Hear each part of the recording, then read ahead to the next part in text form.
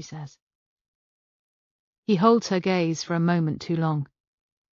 She watches the paperwork go into a folder, and the folder go into a box file, and the box file into a briefcase she didn't realize was standing up next to her sofa. And all the while she is thinking, Lauren is dead. She is no longer Lauren. She will be wiped, disappear from Islington, from the electoral roll, from her GP's surgery patient list, from the dinner table at Hannah's house, from Facebook, from all the places people leave a digital or analog footprint. She watches the identities get packed away like Russian dolls and thinks, she is no longer Lauren. And she is not yet Lindsay either. So who is she? She is identity-less. Nobody. Chapter 16. Aidan. Islington, London. Tomorrow, Aidan's wife is leaving him. Witness protection. Something he was aware of from TV shows. Something that might happen to a tiny fraction of the population. Something like homelessness, house fires, asylum seeking. He can hardly believe it. Aidan watches Lauren pack. Her movements are as familiar to him as his own. They met at a wedding, but it was the dates that followed that he really remembers. The day after the wedding. Breakfast at the hotel, was it? They ate croissants. Lauren put cheese in hers, which Aidan told her was wrong. They spoke about weird combinations of food. He's sure that's all they spoke about. But when they looked up, they realized that everybody had gone, and hours had passed. They veered from topic to topic. He was an only child. She had a sister. His dad was dead. So were her parents. Both of their fathers had had heart attacks. Her mother had had pancreatic cancer. A swift death, Lauren had said, ripping another croissant in half. They covered the basics, but the basics were intimate for them. Grief, loss, love. She missed her mother, even though she'd been difficult to really like, Lauren said, looking him straight in the eye. And now, here. 10 years later. 9 years of marriage. They married quickly, so sure of each other. And now he's watching her leave him. His chest is full of panic. It feels like there is something trapped inside him that is fighting to get out. He sits on the edge of the bed while Lauren packs around him. In 24 hours, she is going to be taken from him forever. And he's not permitted to know where she will be. Already she has pulled away from him. There are things she cannot tell him. He sits there, watching her try to decide between 2 pairs of jeans, then put them both in, and he wonders if he has made the right decision. He sits on the bed, facing her, so she can't see his phone, and logs on to his Facebook profile. Within a few minutes, he has deleted all of his friends. Next, he edits his profile, changes his name to something anodyne, James Thomas. Then he removes his photos, anything identifying, but leaves a couple of shots of sunsets and shared posts, just to look like he's not a brand new account. He gives his profile a once-over. He's sure he's caught most of it, but there is nothing there that he's missed. He is now James Thomas, who likes REM and Tom Hanks and Marvel.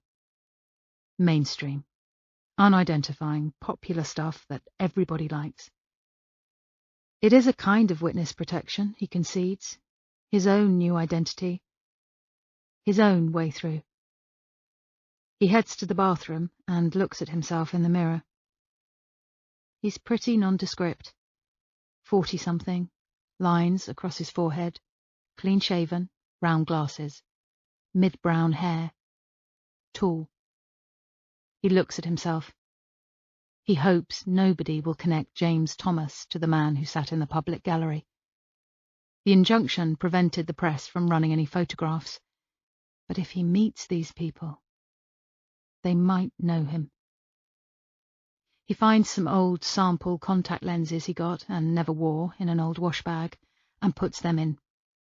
He puts his razor away. He'll grow a beard too. Next, he strides into the kitchen and gets out the small black plastic phone he purchased yesterday evening from a market stall in Camden. He places it in the kitchen drawer. Untraceable. Undetectable. Private.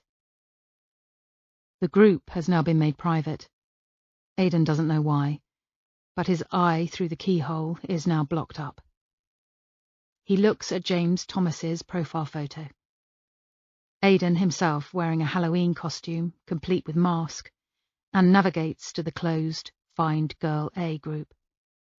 After a second's hesitation, he presses Request to join. Because that is Aidan's plan. He's going to infiltrate them. Why do you want to #FindGirlA? It's a message from somebody calling himself Kevin Green. Aidan goes to Kevin's profile. It's clearly a fake. A brand new account set up, created just a few days ago, no friends.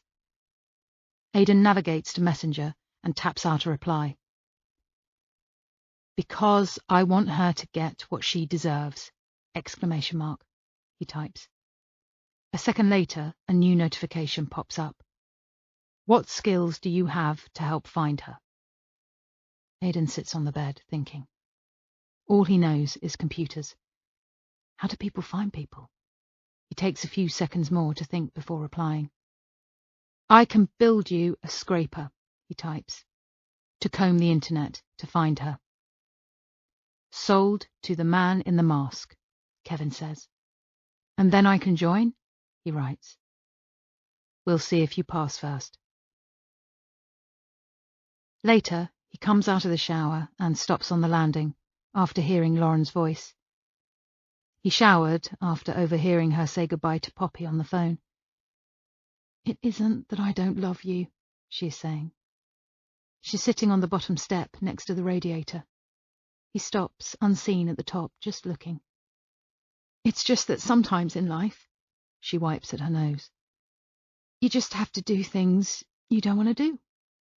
Sometimes adulthood is rocks and hard places, and I know how much you love to chew rocks, but...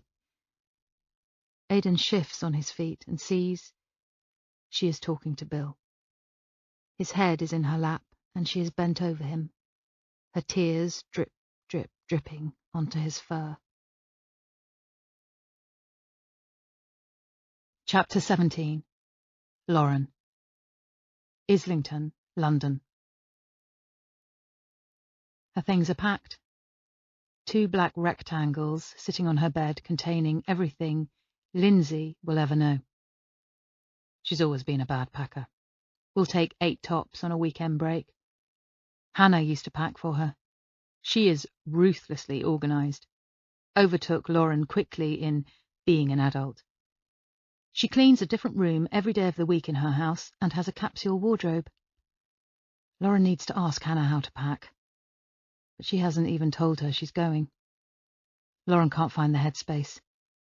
She's lost everything in a single weekend. There is nothing identifying in Lauren's cases now. She left her leopard print Converse trainers in the wardrobe. Photographs of Aidan remain here, on the iPhone she will soon give up to the protection service. She shakes her head as she struggles to do up the zips. There's nothing identifiable in there, Aidan says. It's all bland stuff, Lauren says. They've told me I can't take anything too personal. No crazy shoes. No zebra print jumpers. Aidan's mouth twists into a sort of smile. She is sure he remembers the zebra print jumper she first saw across the street in a shop window while they were on holiday in Devon. The next morning he woke up to an empty bed and texted Lauren. You're out buying that bloody jumper, aren't you? She was, yes.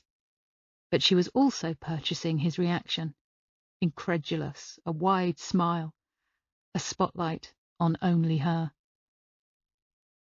Her eyes fill with tears as she thinks of all of those memories. The time she went to IKEA and couldn't fit her shopping in the car. She had sent him a text. I bought a spontaneous bookcase and it won't fit. He'd left work early to come. They'd jostled with the flat packs, trying to push them into Aidan's car. Halfway through, he'd said, "What even is a spontaneous bookcase?" And they'd doubled over, laughing. Lauren walks upstairs to check how Zara is getting on.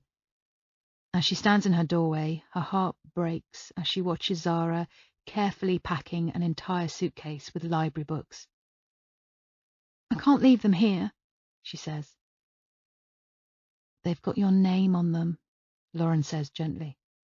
Zara shrugs. "But—" "You can bring the ones you own," Lauren says. "But I've not finished this one," Zara says, brandishing a pale blue book with a clear plastic library cover. "I know," Lauren says. "Anyone you want to call? Before we go?" she says lightly. Zara sits on the bed, her hands around her forehead like blinkers.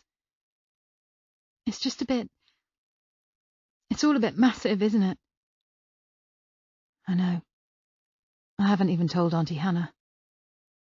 Zara throws her an understanding smile.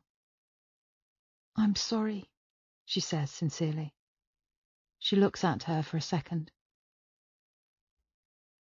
"We can join a new library. I'm halfway through To All the Boys I've Loved Before." Lauren raises her shoulders to her ears. She doesn't say any more than that. Doesn't need to. "Fine." Zara sets the book down. "Let's bounce, as Poppy would say." Zara smiles, which makes Lauren laugh. "She was trying to take library books," Lauren says when she arrives back in the living room. "I wish she hadn't lied," Aidan says. Here, now, of all the things to say. "If she hadn't lied, this wouldn't be happening," he adds, as though that is an explanation. Aidan said goodbye to Zara earlier. Lauren doesn't know what took place in that conversation, but she hopes it wasn't this. "It might. They would have been angry with her even if she told the truth," Lauren says. "The CPS wouldn't have prosecuted," Aidan says with the resigned tone of somebody who is 7 steps ahead. "Yeah," Lauren says softly. "I don't know what to say," he admits. And she loves him for that. They're parting ways, but there's no divorce, no affair, no death. No illicit text message discovered on a lit-up iPhone. No condom found in a wallet. No traffic accident. No sudden onset chest pain in the shower. But this is a divorce. This is a deathbed. Make no mistake. "What about everyone?" she says. Her brain throws up different problems she is not able to deal with. Poppy was so nice about it, but will she privately think her stepmother has abandoned her? What about Hannah? God, Hannah. Hannah and her baby making. Years and years of IVF behind her, their latest attempt commenced a few weeks ago. What if it works? What if it doesn't? "I'm going to tell Hannah the truth," Aidan says. "Yes. And the rest, I think I'm going to say—" "Say what?" Lauren says sharply. He is blushing across his cheekbones. "Say we've split up." Her eyes widen. "Well, what am I supposed to tell them?" Aidan asks. "That you've gone on a fucking holiday?" "Don't swear at me," she says, sinking into the armchair, her legs weak. "I don't know." "It'll result in the least questions," he says. "They'll think I'm an ignorant cow, never saying goodbye. My colleagues." "I'll say I had an affair." She looks up sharply. "Don't say that. Don't taint us." Her eyes are wet. Aidan blurs as she looks at him. "We've got to let that go," he says. "We can't care what they think. We need to keep you safe." Lauren says nothing, staring at the 2 suitcases. We haven't split up, she says. No. Have we? No. Neither of them say anything for a few minutes. 2 years, Aidan says. She raises her eyes to him. He's looking straight at her. They said yesterday that it's supposed to be forever, she says softly. Okay. Well, I'm not going anywhere. He puts his hands on his hips. Am I? No. I'll be faithful, waiting here for you. I will see you again. I know I will. Lauren closes her eyes. I know, she says. Okay, 2 years. If you don't hear from me, move on. I think I will hear from you, he says. As she looks curiously at him, a signal passes between them. She's not sure what, but it's more than just chemistry. It is something. Stay safe. He holds her gaze. He reaches behind him for the doorknob, still looking at her. He opens the door a few inches, letting the cool winter air in. Well, he says. They don't embrace or kiss. It would be too loaded. The final kiss, the final touch. Instead, he does something far more intimate. He reaches over and ruffles her hair, just the ends of it, muzzing them up, tangling the ends, his touch on her shoulder light. He retreats through the door after that. She watches him go down the street, the sunlight behind him, leaving him in shadow. She reaches for her suitcase and thinks she won't brush her hair, not ever again. Those strands tangled by her husband will intertwine forever. After. Chapter 18. Aidan. Islington, London. 1 day gone. The first sound Aidan hears in his first morning in the afterworld is the ping of Facebook Messenger. It's Kevin. Your task: build us a tool to scrape for new social media profiles appearing online that match girl A's interests. We stood outside her house last night. It's all shut up. Neighbours said they've gone away. Reckon the police have taken her into protection. Comb for new images too that match this. Kevin sends over a photograph of Zara, taken from her Facebook profile. Smiling, nervous Zara. Aidan's heart turns over as he downloads it. He is a double agent. What is he doing? Sorted, Aidan types, his hands shaking. They were at the house. Thank God he was at his mother's, thank God. He has to move, in case they're still monitoring the house. Aidan spends the morning coding a bot that will scrape the internet for any new Facebook, Twitter or Instagram profiles within Zara's age range and with her hobbies. He sends a video of it working over to Kevin. He scrolls down the results page, presses scrape, and the links are added to a spreadsheet of viables. Kevin writes back immediately. Thanks. A notification on Facebook then appears. Your request to join the group Find Girl A has been approved.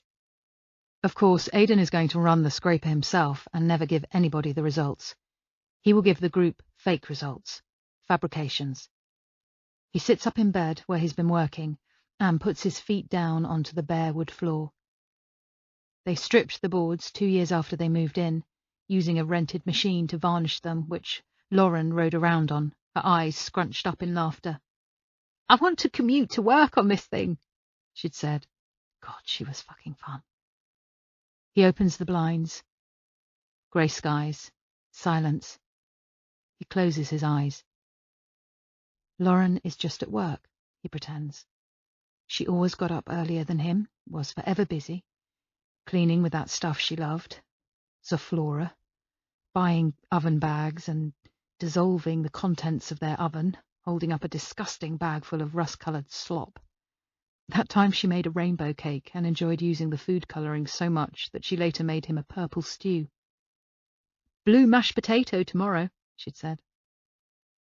He is going to move into Lauren's old flat in Shepherd's Bush soon. He phoned 101 last night for advice, alone in bed where he's wanted to be ever since she left.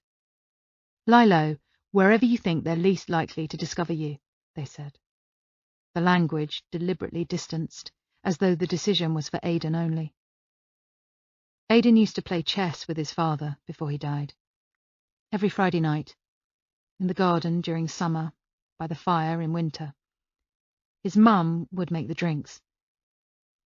His father was excellent and would often win in a handful of moves. 5 steps ahead, he would say wryly as he moved so Aidan's king was in check, tapping the board with his index finger. Aidan thinks now of the chess matches and his dead father. He never got even remotely good. But maybe now he can. Maybe he can stay 5 steps ahead. First, he thinks, looking at the bay window where Lauren used to sit, he will infiltrate them, become one of them. Second, he will work out who they are. Third, he will wait until they're ready to commit a crime and gather the evidence. He'll do it so much better than the police. They're public sector. They would Google the group once a week. And then, fourth, before they do it, he will entrap them, hand them over to the police. Timing will be everything. Fifth, his wife and child will come home. 5 steps ahead. Check. He starts to pack. He takes more than just a bag, more than just a few clothes. He packs jumpers and t-shirts and shorts too. He can't come back here. 2 suitcases, just like Lauren did. Thank God their rental flat is empty. Thank God they procrastinated over reletting it. He looks around the house before he leaves. Bill Gates's lead is in his hand. Bill trots faithfully after him down the street, following him wherever he will go, trusting that he is doing the right thing, that he is keeping them both safe. When he gets to the flat, Lauren's old flat full of memories of her, he checks the group, but it's gone. He messages Kevin, who writes back immediately. Group's been shut down. Club only now. I can be club, Aidan writes without thinking. No, you are not. Aidan's face twists into a smile. Text speak. Fucking teenage yobs. Fans. You need this scraper. The internet is the fastest way to find someone, Aidan writes. He Googles missing people quickly, then types again to Kevin. Search for skip tracing. I know about it. He lies. He can learn. Aidan is a fast learner. My services are for hire. Kevin types on and off for 10 minutes. Okay, he says eventually. We need your services. Come to Warehouse 6B, South Croydon, tomorrow, 7:30 a.m. A second message arrives. Tell no one. Chapter 19. Lauren. The M40. Northbound. 1 day gone. Here they are, just Lauren, John and Zara in the car, in awkward silence. When was the last time they were this?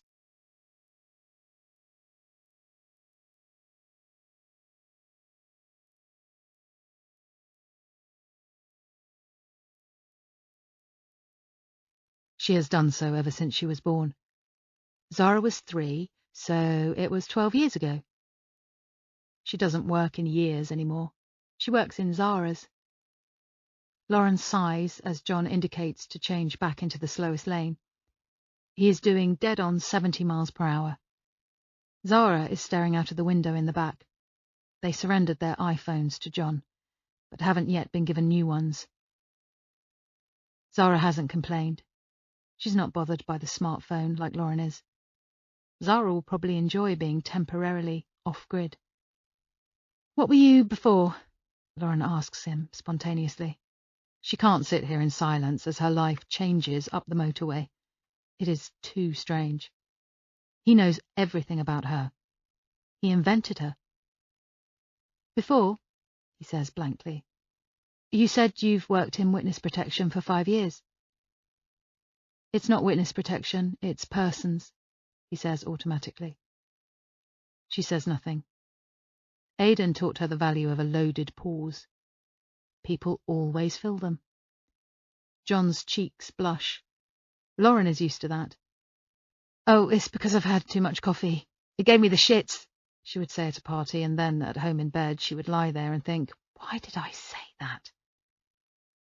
They passed the rest of the journey in silence. M1, M6, M62, past Liverpool, further and further up. Finally, she sees the sign that prompts John to indicate left, a soft flick of the stick, 3 clicks, the car moving over carefully. Coniston, the Lake District. Police, he says quietly when they pull off the motorway. I was police before. Coniston Water is to the left, but John drives right. The streets angle back on themselves, hairpin turns as they snake their way up a hill. It's completely dark. No streetlights. Lauren misses their amber hues. The nighttime is black and white without them. She squints out of the car window. It's raining steadily. Tap, tap, tap on the roof of the car. John swings into a driveway, checks the rearview mirror, waits, and then turns the engine off. Zara is asleep. This one, he says, indicating a terraced house in front of them. It's made of flat grey bricks, like a dry stone wall. The effect is a sort of brindled colour, like an animal. Lauren studies it. She gets out of the car and stands on the gravel driveway. Silence. Zara stirs inside the car and gets out too. Wow, she says drowsily, rubbing her eyes. She's wearing pale jeans, a pretty white top with frilly arms, and a light grey cardigan with a big rust-coloured scarf. She looks so adult. Always neat, not a hair out of place. Lauren hides a smile. Her daughter has no idea what a knockout she'll be. John is getting a set of keys out of a plastic wallet and standing by the door. They're number 2. Both houses next door, numbers 1 and 3, have no lights on. It's a safe haven, flanked by 2 empty properties. They are uniform, identical, plain. Net curtains across every window, metal handrails by the steps. There is something of the public sector about them. Social housing, army housing, care homes, something like that. Lauren stands awkwardly, staring at the ghoulish black windows. She hopes she can fall in love with this house. She has to be able to fall in love with this house. It has to become hers. But where are the shined wooden floors of her London house? Where are the deep bay windows, the 24-hour shops, the art galleries? It smells up here. Fresh water on stone, the air misty and thick. It's so isolated. The street is unlit, and Lauren can only see 100 yards or so into the distance. Then it is blackness. She shudders. Anything could happen here. Come on in, and we'll talk properly, John says, catching her hesitation. He unlocks the front door, and it opens straight into a living room, painted grey. It is furnished. A cream sofa with fluffy cushions. An empty bookcase, a lamp in the corner. John ushers them in and closes the door behind them. 3 beds, same as in London. We place you in like-for-like conditions. No Ferraris and unlimited funds here, I'm afraid, he says, standing right at the centre of the living room and staring out of the window. His posture is rigid, like a guard's. He leads them down a beige hallway and into a small kitchen with oak worktops. Kitchen. Basic appliances here. Anything you need within reason, we get it for you, okay? Okay, she says. The house has that cold feeling peculiar to buildings that have been unoccupied for more than a few days. A dead fly lies on its back on the windowsill, legs in the air. She can see little chains of dirty droplets like tide marks where somebody has hastily cleaned. She looks up at the ceiling. Artex.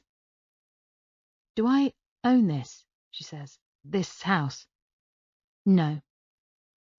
Does the state? She asks. He blinks, surprised at her inquisitiveness, as people often are. You can't ask people how they vote, Aidan once said as they were walking home from a party. But she could. She would tell people how she voted, what she earned, regularly did. John turns his mouth down, nods his head slightly to the left. Yeah, he says, though it sounds like no. She would have laughed with glee if somebody had given her a free house a year or two ago. No bills to pay, everything taken care of. But what she wouldn't have realised is that it feels artificial, sterile. A life being constructed around her is not her life. She has stepped into somebody else's. Lindsay's, she supposes. When you're settled here, 6 months or so, we'll liaise with Aidan to sell the Islington house and get your half. Then you can buy here. She closes her eyes against these words.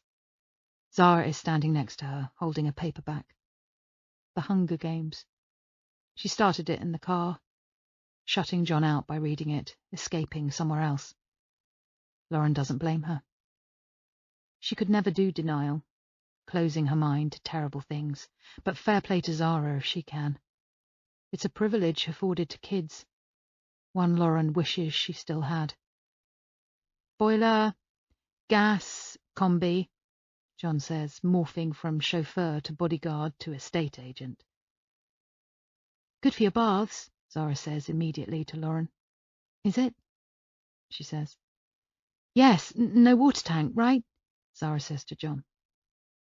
You're so smart, Lauren says sincerely to her daughter, who makes a face.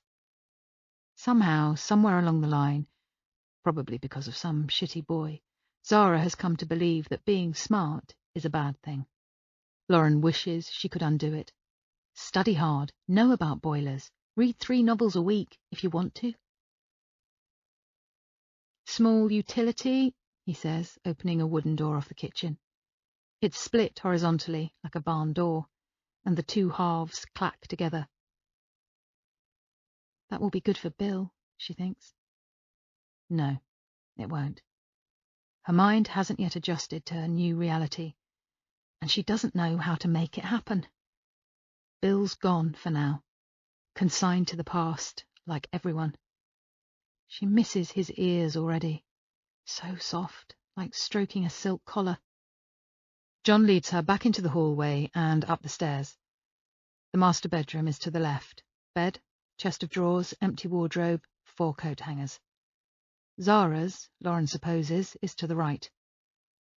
Zara walks in and runs her hand along the coat hangers. She looks cagey, the body language of somebody who has followed through on a dare. As John descends the stairs, Lauren reaches for her. Feeling okay? She says. Zara shrugs, not saying anything.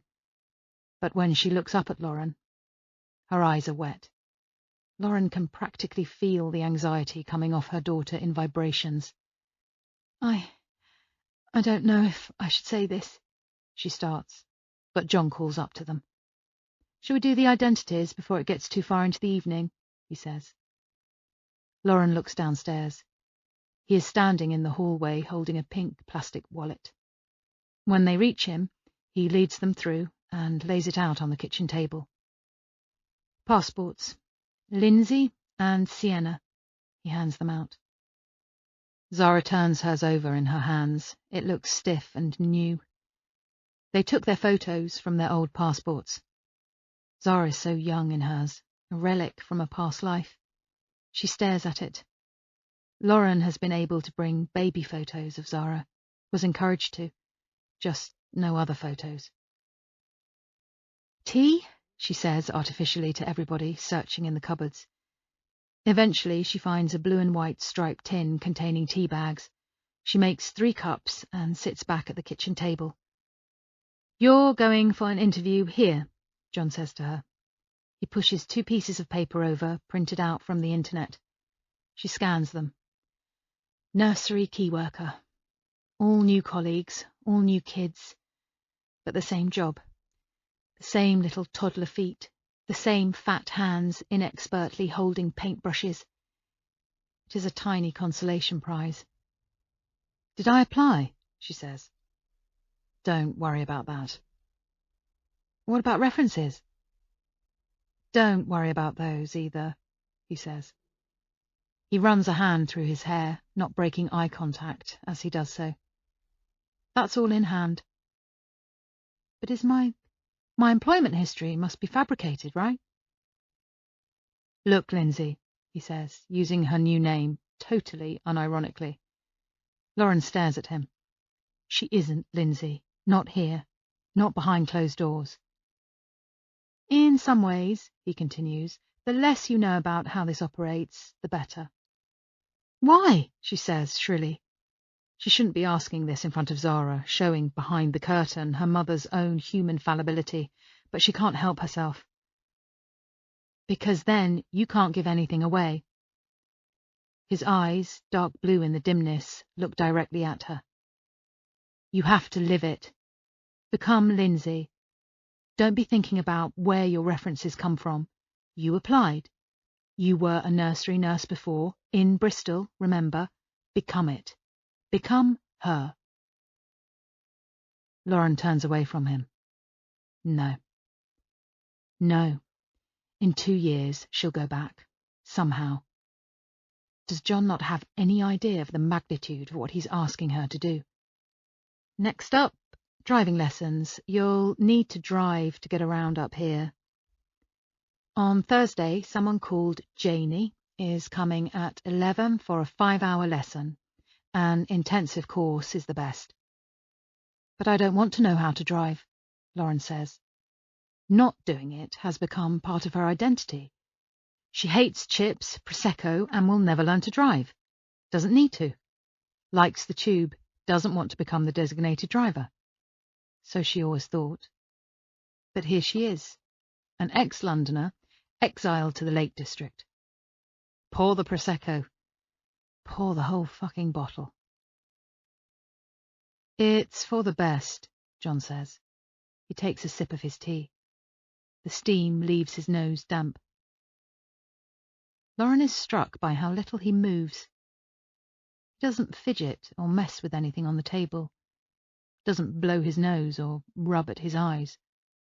All the way up here, he had his hands at 10 and 2, driving slowly, eyes scanning the road. Everything measured, calm, robotic. "Background, then," he continues. "Just give it to us," Zara says tightly, which surprises Lauren. She's drawn the sleeves of her cardigan down over her hands. Outside, the wind blusters around their row of houses. The heating clicks on, and Lauren rests her arm along the kitchen radiator, waiting for it to heat up. "Okay?"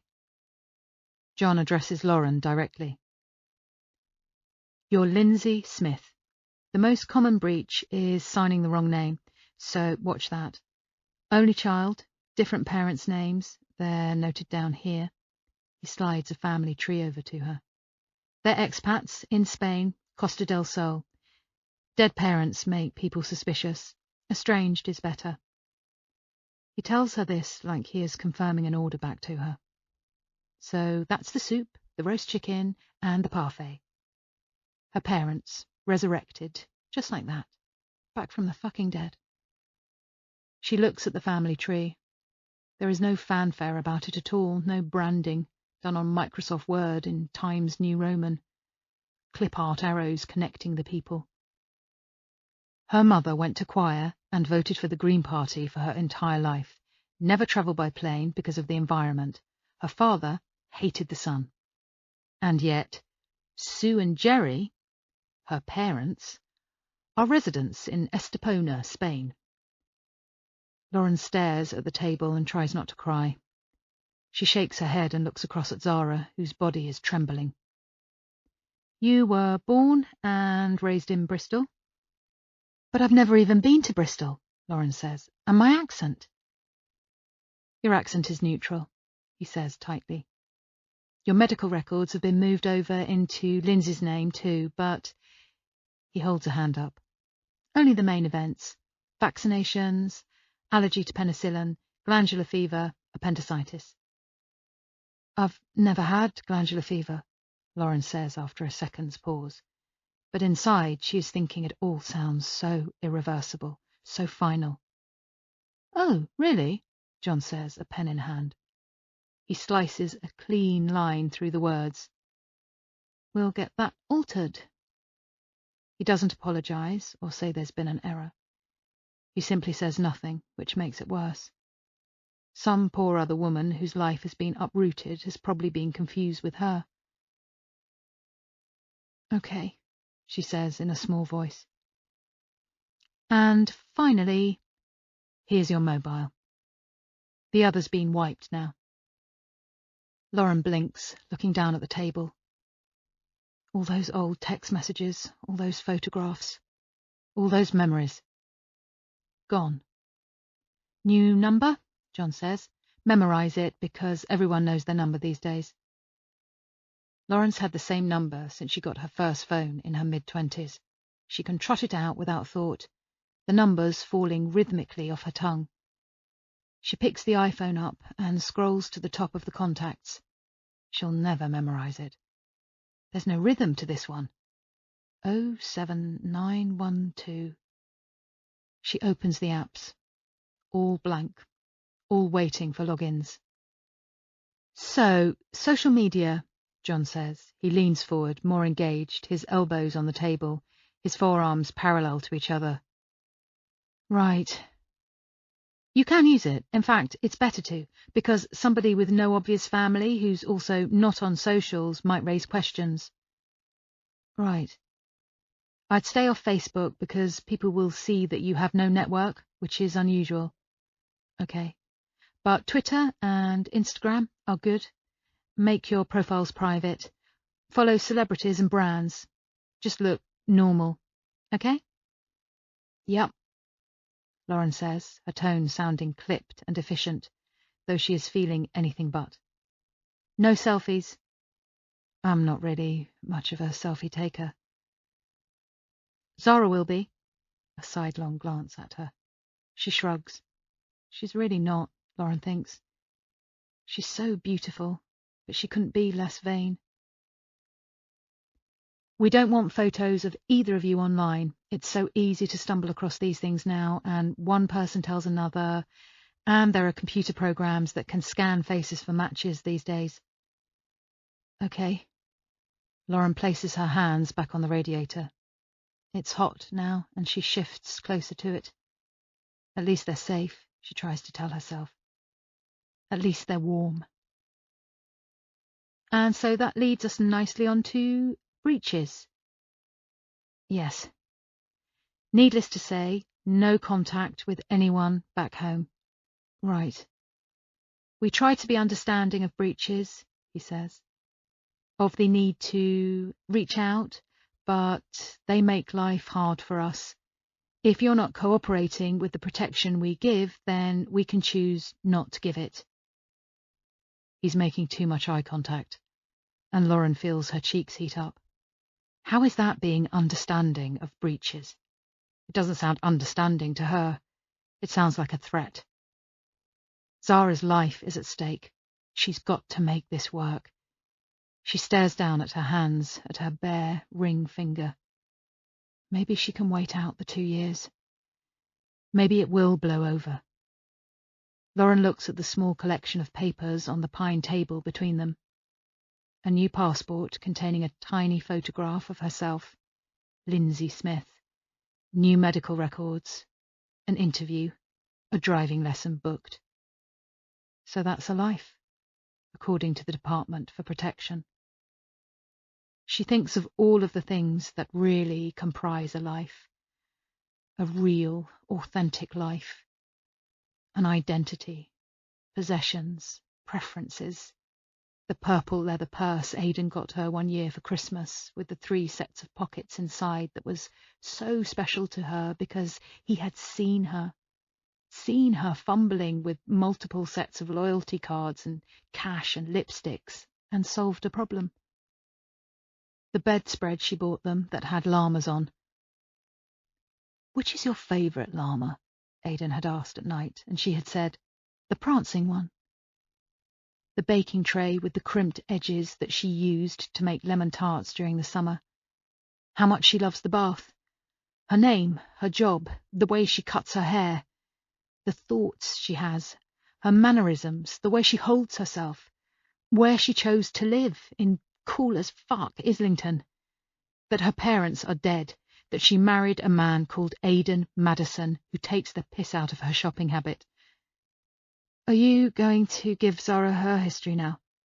she says, her voice cracked. "Sienna. Yes."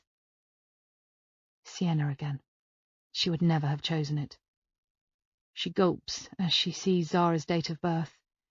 23rd of October. 6 days out. Different star sign. It shouldn't matter, but it does. She has had all of her immunisations, and the sepsis is on her record, but in the UK. No. She can't help but say it. Don't erase that. Not that. "It's too distinctive, that 5 weeks in Paris," John says. "A doctor might mention it to a friend of a friend. They happen to recall Zara's history. They tell someone they think they know where you are. It wouldn't be right." 6 degrees of separation, Lauren says bitterly. Her eyes seem to mist over, even though she isn't crying. Whatever identity is, that experience is part of it. "But they treated her differently in France," she tries. "It's important that any doctor is aware of it." Even as she says it, she knows it to be irrational. There's nothing wrong with Zara now. But she's somehow vulnerable. Always has been. The sepsis was a symptom of it, but there are others too. She gets every cold, flu, and stomach bug going. Has always been too thin, bookish, left behind sometimes, extra confident and athletic friends striding in front of her at nursery. She would fall over at sports days, overthink, lose friends easily, confident girls moving on to new groups. "Rest assured, our medical experts have reviewed the notes and taken any salient points over," John says. "It's fine, Mum," Zara says, looking tired around her eyes. "Give me the rest," Lauren says. Zara's left hand is wrapped around her mug. It must be burning her. Her hands are adult size, the exact same as Lauren's. Slim fingers, short nails. "You'll start school the day after tomorrow," John says, directing his gaze to Zara. "Millfield, comprehensive, but we'll pop over tomorrow afternoon. Sure you'll have questions after your first night, anyway." He puts his suit jacket back on. "Time," John says. He raises his eyes to the window, and Lauren sees another car passing by. The beam of the headlights is refracted in the rain into a blurred, imperfect diamond. "Practice filling in the gaps tonight. This is just the start. You need to work out your own stories." "That's it," Zara says, shrilly. Lauren looks at her in surprise. "What about the rest? Who am I supposed to be?" "You can be yourself, just with a different name," Lauren says quickly. But she feels sad as she looks at her daughter, who has always seemed ashamed of herself anyway, without this. "If you stick to the rules, you'll be fine," John says as he scrapes his chair back. Lauren sees him into the hallway. "And just so you know," John says to her when they're alone, "we've installed this." He opens the front door and points above the threshold. "A doorbell camera, so you can monitor who comes and goes. Anything unusual?" You call me, all right? Okay, Lauren says, looking into the eye of the CCTV camera. Aidan always wanted one of these, but she held off, knowing he'd obsess over it. She looks out into the blackness beyond them. The wind sounds so full-bodied, so loud. She draws her jacket around her more tightly and looks at the camera again. She's glad of it. That tiny piece of security, here, where they're so totally isolated. John shows her the app, then turns again on the threshold of the door. And in general safety terms, he says, we don't brief kids about these things, don't want to scare them, but don't walk places in a straight line. Always check if someone is following you by varying your route. Don't be too open or too guarded. Don't answer the phone or the door to anybody you don't know. And if a car pulls over next to you, go and get somebody's attention. Anybody's. Okay? Yes, Lauren says, blinking, overwhelmed by the deluge of information. Don't walk places in straight lines. Don't talk to strangers. Right. John pauses. And I know your husband decided to stay in London. For the first time, Lauren sees a flash of something human cross his features, a brief flicker of his strawberry blonde eyebrows, like a poorly tuned television momentarily picking up a different channel. He has another child. Zara isn't his child, Lauren says. I know, John says. You said. And even if she hadn't already told him, he would know. He must know all sorts of things about her. How many smear tests she's had. Her grade D in GCSE home economics. I'll stick to the rules, she says. He pauses, hand on the doorknob. Nobody's ever been seriously harmed or killed in witness protection in the UK, he says. Oh, I see. Nobody who has obeyed the rules, anyway. He leaves right after he said it, as though it is the only sentence he really wanted to utter to her. Or, at least, the most important one. Chapter 20. Zara. Coniston, the Lake District. One day gone. The bedsheets don't feel right. They're stiff and starched feeling, the duvet crunchy against Zara's chin. She can hear her mother turning over in the bedroom next door. Just a slim wall divides them. Zara tries to think what would make her happy. What would Poppy do? Buy makeup samples and experiment. Maybe she would do that. Zara has been ripped from her life. Parts of it, things she took for granted, are hanging loose like torn threads. That she would often go down for a bowl of cereal at night and pass Aidan, who had the same habit. They'd stand there, chatting, bare legs lit by the light of the fridge. She eating cornflakes, he Weetabix. And now here she is, in the Lake District, with a secret. One she can't even bring herself to think about, to turn to face and look at. She misses the noise of London. The silence of the Lake District keeps her awake. It is punctuated by strong winds that seem to shake their row of terraces, by geese flying overhead, and by an occasional passing car. She listens each time she hears one, her whole body tensed. Is this the car that contains the Find Girl A group? But no. Each car becomes louder and then fades, driving away, and each time her body relaxes. She misses her school friends, Kelly and Hattie. She wonders what they've been told. She rolls onto her side and thinks about Jamie and the homeless community, Richie, Anna and the rest. They are Islington's subculture. They know all about each other, but nobody knows about them. It is so wrong that there is a whole section of society ignored by everybody. God, she wishes she hadn't caved in the witness box. She's let them all down. In the end, she gets up and goes to shower, even though it's late. She enjoys standing there in the steam, the water searing against the back of her neck. She's made her decision now. She's here, and now she has to follow through with it. And there are things to follow through with. Back in her bedroom, Zara checks her new phone. She is ready. When she finally sleeps, she dreams of school photo day, the flash of the bulb, her fixed smile, her photograph getting into the wrong hands, ending up online, them coming for her, an amorphous group of men in hoodies. She wakes up with a start, her back sweating, and doesn't sleep afterwards. Chapter 21. Lauren. Coniston, the Lake District. One day gone. Aidan often used to make an envelope at the bottom of the bed, folding the duvet over itself.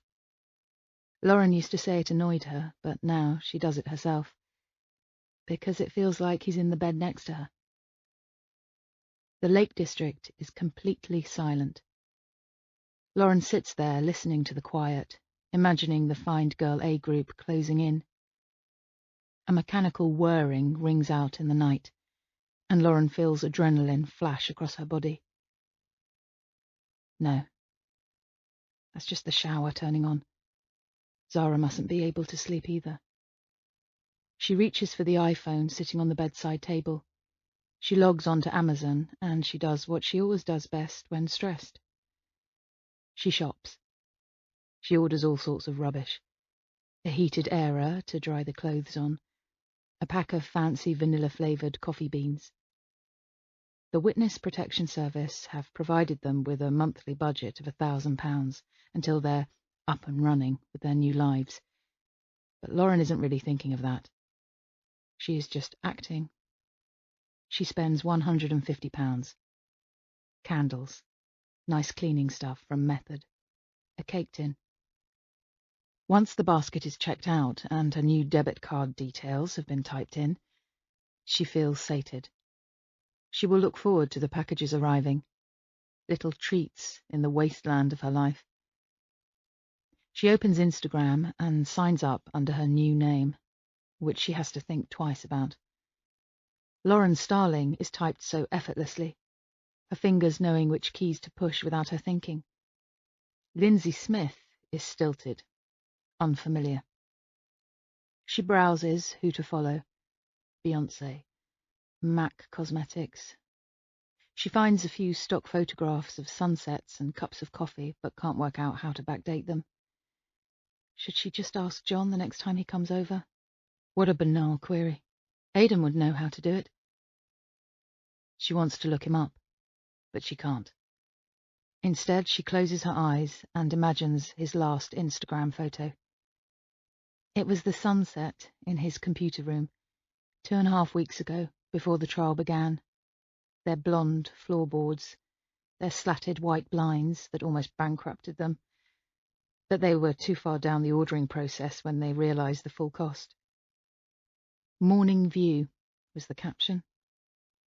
It would be so easy to go onto the app and like that photograph. He'd realise, she thinks. He's smart. Lindsay Smith signed up today, blank profile photo.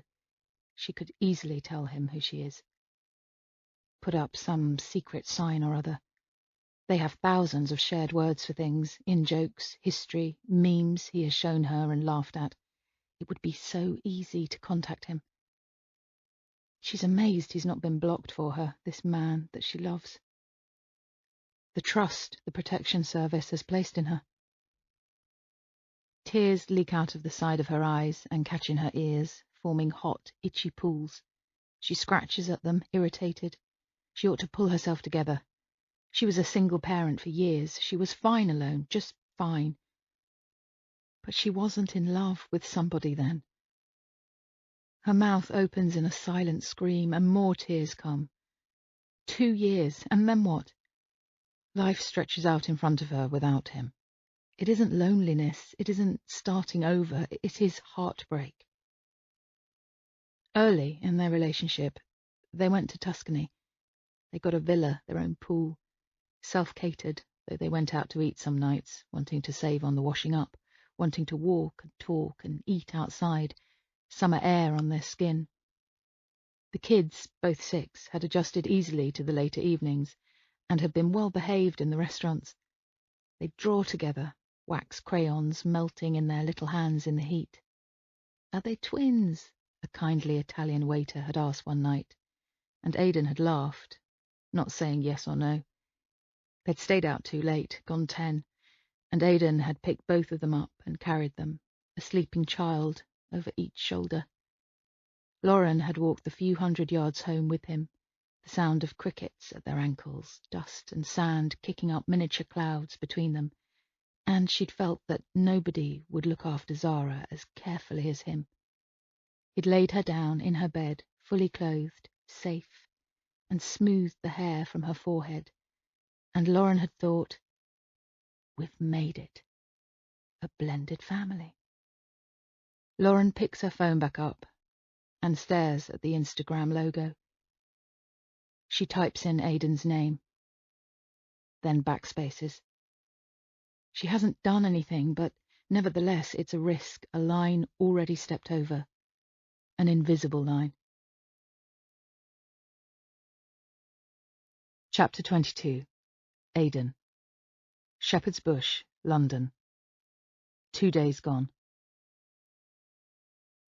"Yeah, but life is crap sometimes," Poppy says down the phone to Aidan, whose heart breaks right there and then.